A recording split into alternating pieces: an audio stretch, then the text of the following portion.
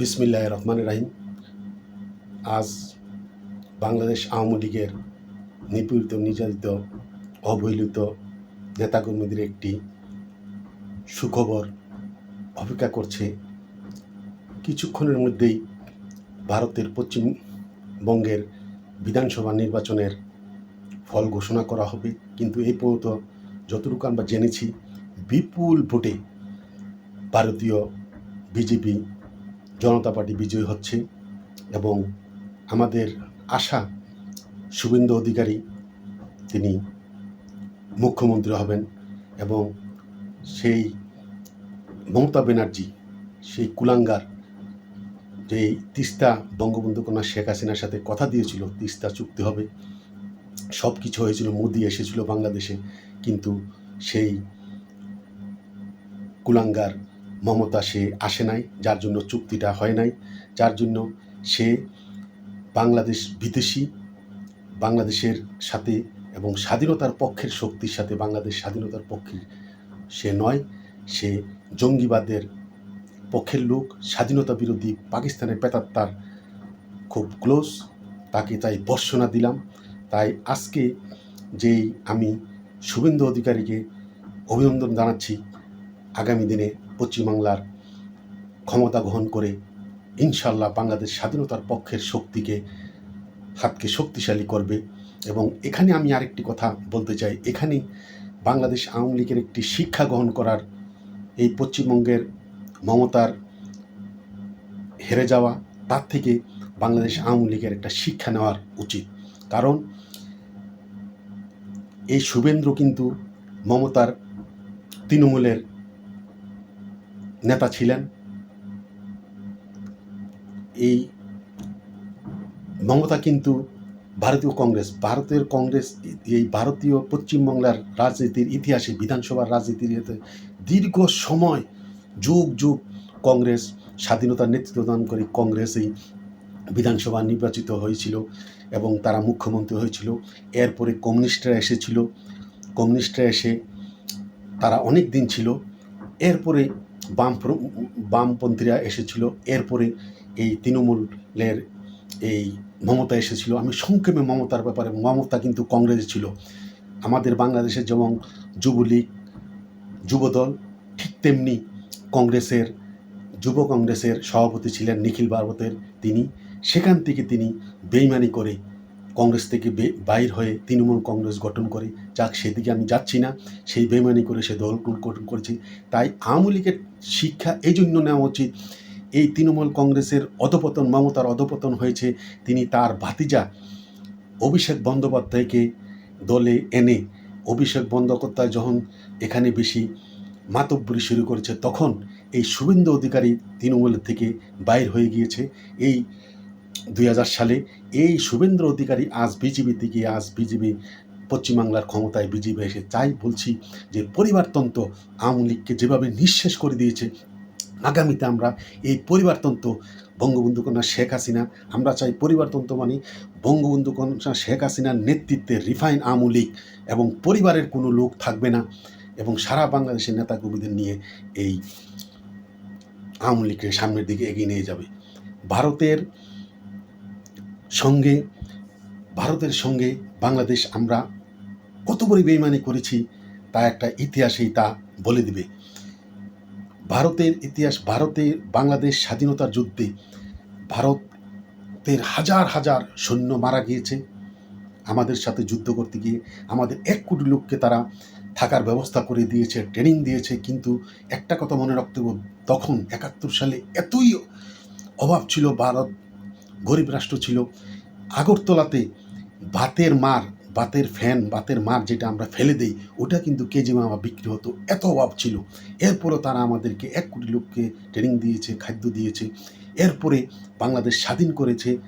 এরপরে আমরা বেইমানি করে ভারতের বিরুদ্ধে বলে গেলাম, খালি বলছি ঢাকা না দিল্লি, ঢাকা এই ধরনের করে তাদেরকে বঙ্গবন্ধু কন্যা শেখ হাসিনা সব দিয়ে দিচ্ছে, ভারত সব কিছু নিয়ে যাচ্ছে।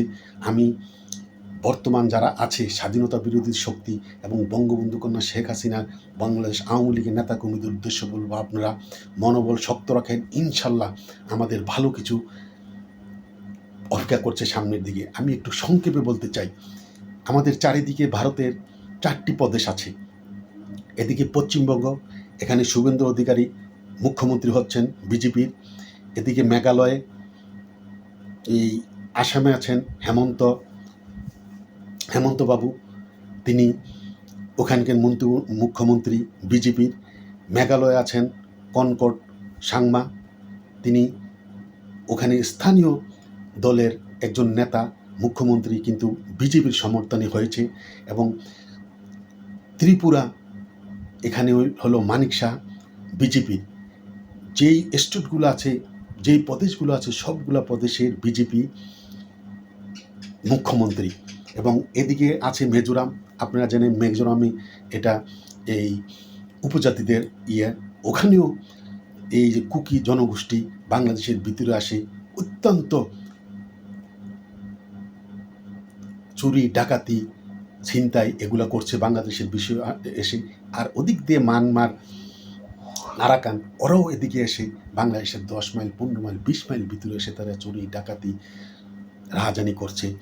বাংলাদেশ এমন একটা পজিশনে পড়েছে, তাই বাংলাদেশের আশেপাশে ভারতের যে 4টি প্রদেশেই কিন্তু বিজেপি। এখন বাংলাদেশ এমন একটি মানিক্কা চেপায় পড়তে যাচ্ছে, যেহেতু বাংলাদেশ আমরা এমন বেইমানি করেছি যে স্বাধীনতা যে দিয়েছে, তাদের নেতৃত্বে আমরা স্বাধীনতা হয়েছে, তা এখন মুখ মেছে বলে আমরা বেইমানি পর্যায়ে তা আমরা স্বীকার করতে যাচ্ছি না। আমরা শুধু বলে যাচ্ছি যে ভারত আমাদেরকে সব কিছু নিয়ে যাচ্ছে।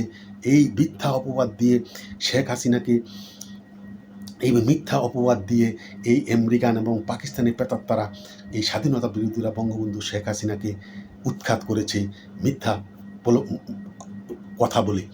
এই 20 মাসে মিথ্যা অপবাদ দিয়ে ভারতকে খালি বলছে যে ভারতকে শেখ হাসিনা সব দিয়ে দিয়েছে, কিন্তু এই 20 মাসে 18 মাস ইনুস ছিল, এবং এই 2 মাস 2.5 মাস বিএনপি আজ পর্যন্ত আমি বলবো একটি প্রমাণ দিতে পারে না যে বাংলাদেশ বঙ্গবন্ধু কন্যা শেখ হাসিনা এমন একটি দেওয়া দিয়েছে যেই দেওয়ার জন্য বাংলাদেশ ক্ষতিগ্রস্ত হয়েছে, ভারত লাভবান হয়েছে। বরঞ্চ আমরা বঙ্গবন্ধু কন্যা শেখ হাসিনার কারিশমাটিক নেতৃত্বে আমরা ভারত থেকে অনেক কিছু আদায় করে নিয়েছি। আমি সংক্ষেপে কয়েকটি কথা বলছি। আদানি বিদ্যুৎ যদি আজকে বন্ধ হয়, কালকে সারা বাংলাদেশের অর্ধেক অন্ধকারে নিমজ্জিত হয়ে যাবে। আদানি বিদ্যুৎ এসেছে। এরপরে পাইপলাইনে, এই কুলাঙ্গারা বলেছিল পাইপলাইনে শেখ হাসিনা গ্যাস ইন্ডিয়াকে দিতেছে, এখন প্রমাণ হয়েছে এই পাইপলাইন করেছিল এই ডিজেল তেল ভারত থেকে আনার জন্য। কলকাতা বন্দর এবং কলকাতা বিমানবন্দর, সমুদ্র বন্দর এবং বিমানবন্দর ব্যবহার করে বাংলাদেশের গার্মেন্টস পণ্য বিদেশে রপ্তানি হয়েছে। এই কলকাতা বন্দর এবং কার্গো বন্দর দিয়ে আমরা লাভবান হয়েছি। খাদ্যদ্রব্য, বাংলাদেশের পেঁয়াজ বলেন, কাঁচামরিচ বলেন, আদা রসুন, যে কোনো জিনিস, চাউল, যে কোনো জিনিস বাংলাদেশ সংকট হলে সাথে সাথে ভারত থেকে আসলে আমরা লাভবান হই এবং দ্রব্যমূল্যের দাম কমে। আর যদি ভারত না দেয়, তখন পেঁয়াজের দাম 120 টাকা হয়, চাউলের দাম ঊর্ধ্বগতি হয়, মানুষের নাভিশ্বাস হয়ে যায়। চিকিৎসা, আপনারা দেখেছেন বাংলাদেশের প্রতিটি মানুষ চিকিৎসা কেন্দ্র যেতে, এই যে বিএনপির এখন পররাষ্ট্র প্রতিমন্ত্রী শামা ওয়াহিদ, সে কিন্তু কিছুদিন এই ইনুস আমলে সে কিন্তু ভারত গিয়েছিল চিকিৎসা নেওয়ার জন্য। বাংলাদেশের ডিজিএফআই প্রধান, তিনিও ভারত গিয়েছিল। এবং যারা মুখে ফেনা তুলে ফেলেছে দিল্লি না ঢাকা, সেই শারজিল আলম তার বাবাকে নিয়ে ভারতে চিকিৎসা করতে গিয়েছে। চিকিৎসার জন্য বাংলাদেশের মানুষ ওখানে যাবে। এবং ইউরোপীয় ইউনিয়ন সহ পৃথিবীর বিভিন্ন দেশে এমবিসিতে যাওয়ার জন্য ছাত্ররা, হাজার হাজার লাখ লাখ ছাত্ররা বিদেশে পড়াশোনা করতে যায়। তার জন্য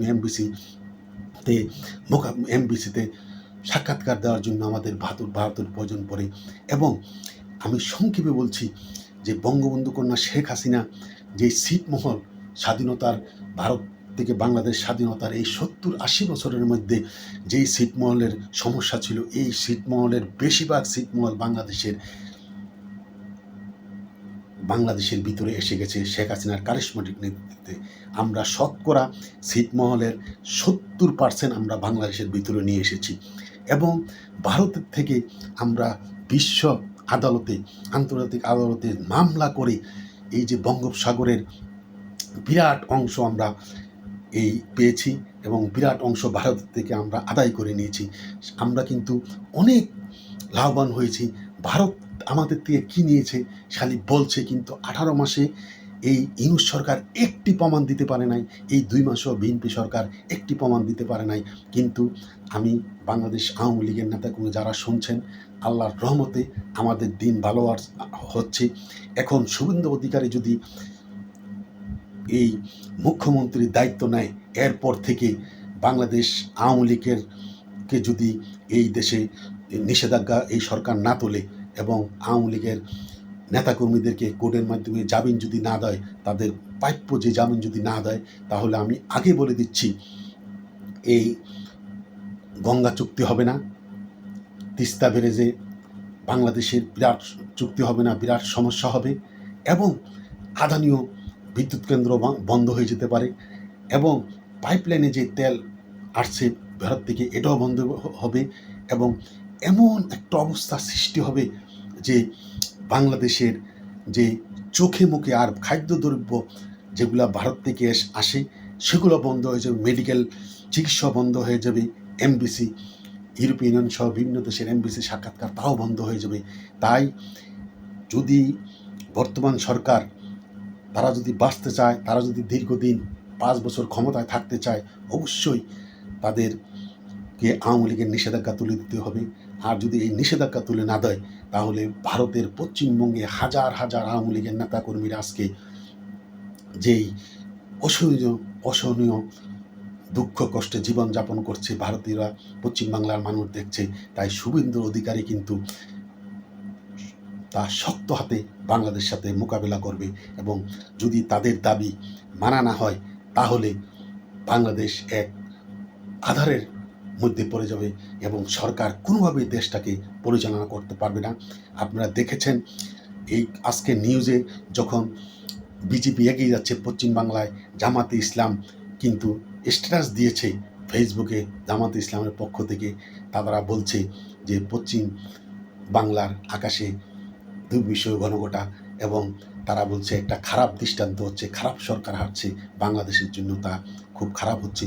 তাই বাংলাদেশ আওয়ামী লীগের নেতাকর্মী ভাই বোনদের বলবো, ইনশাল্লাহ আল্লাহর রহমতে আমি আগেও বলেছি, এখনও বলছি, আমাদের রাজপথে আন্দোলন করতে হবে না, আল্লাহ আমাদেরকে সহযোগিতা করবে। আপনারা ইতিমধ্যে দেখেছেন বাংলাদেশে কৃষকের জমির বাংলাদেশি ইতিহাসে আপনারা দেখেন না, এইভাবে জমি সব নষ্ট হয়ে গেছে, ধান নষ্ট হয়ে গেছে, ডিজেলের হাহাকার, আবার ডিজেলের জন্য জমিতে পানি দিতে পারে নাই, বিভিন্নভাবে জলোচ্ছ্বাস হচ্ছে। চট্টগ্রামে দেখছেন কীভাবে পানি জলোচ্ছ্বাস, আর প্রতিদিন মব জাস্টিস হচ্ছে। এভাবে সারা বাংলাদেশে যেই একটা অবস্থা সৃষ্টি হয়েছে, এই সরকার যদি বাংলাদেশ আওয়ামী লীগের নিষেধাজ্ঞা তুলে না দেয়, আমি আগেও বলছি, এখনও বলছি, 2 বছরও এই সরকার টিকতে পারবে না। এবং জামাতে ইসলাম ইউনূস সরকার এখনও বসে আছে, যেমন আওয়ামী লীগকে ডিপ স্টেটের সহযোগিতায় সরকার উৎখাত করেছে, ঠিক তেমনি ডিপ স্টেট খলিল তো তাদের পররাষ্ট্রমন্ত্রী বসে আছে। এই খলিলের মাধ্যমে ইউনূস আবার দেশে একটা জামাত এনসিপিকে দিয়ে একটা আন্দোলন ঘটিয়ে, যেই আন্দোলনে আওয়ামী লীগের সহযোগিতা করবে, এই সরকারকে হটিয়ে আবার ইউনূসকে রাষ্ট্রপতি বানিয়ে জামাত এনসিপি ক্ষমতা আসার জন্য সেই পথে এগিয়ে যাচ্ছে। তাই যদি সুবুদ্ধ উদয় হয়, বিএনপি তাড়াতাড়ি অতি সত্বর যদি 5 বছর থাকতে চায়, অতি সত্বর আওয়ামী লীগের নিষেধাজ্ঞা তুলে দিলে আওয়ামী লীগ জামাত এবং এনসিপির সাথে রাজপথে মোকাবেলা করবে। বিএনপি 5 বছর সুন্দরভাবে দেশ চালাতে পারবে। যদি তাদের শাসন ভালো না হয়, 5 বছর পরে নির্বাচন হয়তো জনগণ আওয়ামী লীগকে আবার ক্ষমতায় আনবে। একথা বলে বাংলাদেশ আওয়ামী লীগের নেতাকর্মী ভাই বোনদেরকে যারা আমার কথা শুনছেন, সবাই মনোবল শক্ত রাখেন, ইনশাল্লাহ আমাদের ভালো কিছু অপেক্ষা করছে। জয় বাংলা, জয় বঙ্গবন্ধু, ভাই লীগ নিপাত যাক, আত্মীয় লীগ নিপাত যাক, আওয়ামী লীগ মুক্ত পাক।